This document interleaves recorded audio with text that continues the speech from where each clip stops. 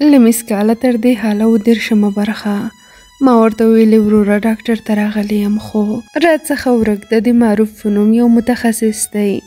که ته یې پیژنې هغې هم نه پیژنده. د دعا په نوم یو روغتون ته د ملي امنیت کس یوړم. دا روغتون د بېسودو په له خوا کې موقعیت درلوده.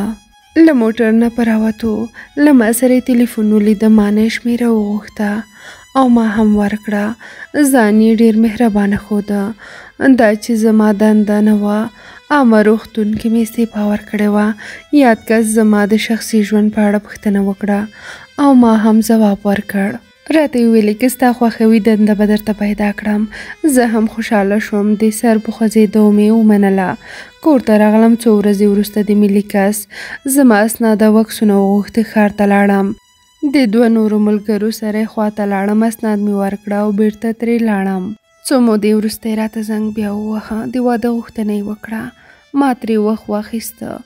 د وخت په تېرېدو راته ثابته شوه چې یوازې د ښځو عزت لوټ کول دي او بس. لیاقته زه دا منم چې موږ د یو مذهبي او عربي ټولنې اوسېدونکي یو، خو دلته د انسانانو په نوم ډېر وحشیان ژوند کوي.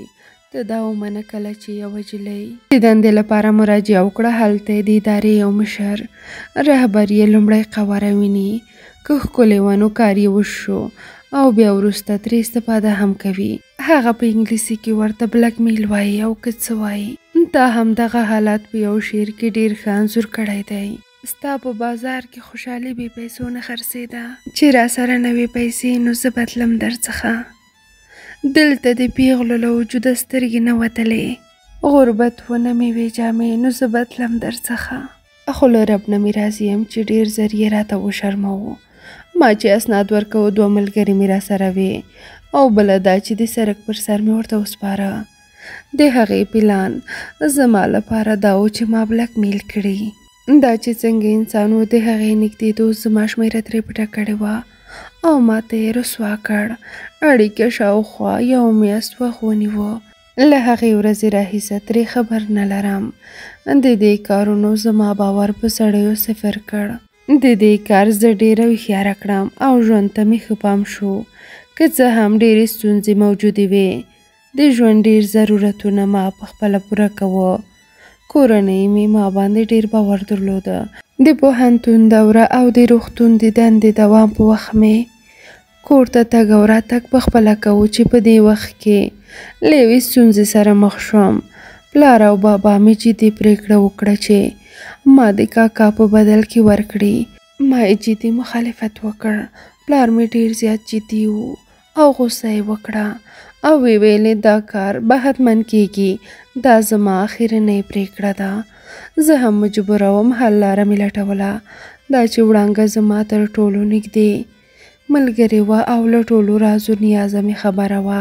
زه له عامه روغتون نه یوه شپه د هغوی کور ته لاړم. یو وخت وړانګې په کابل کې سیمینار درلوده. هلته یې د یوه هلک سره مخ شوې وه. هغې ورته ځان ډېر لوړ پیژندلی و. د وړانګې پوره باور یې لاسته راوړی و. په دې شپې ډېر زیات باران اورېده. اسمان سمې خبرې کولې. د وړانګې سره په خبرو کې هغې هلک زنګ ووهه. وړانګې سره یې له څو خبرو وروسته اړیکه پرې کړه. دا چې زه او هغه هلک له یوې سیمې وو. زما په اړه یې پوښتنه ترې وکړه. ما د وړانګې یوه خبره هم ځمکې ته نه غورځوله. بې له دې چې ما خبره کړي زما خبره یې د هغې هلک سره کړې وه.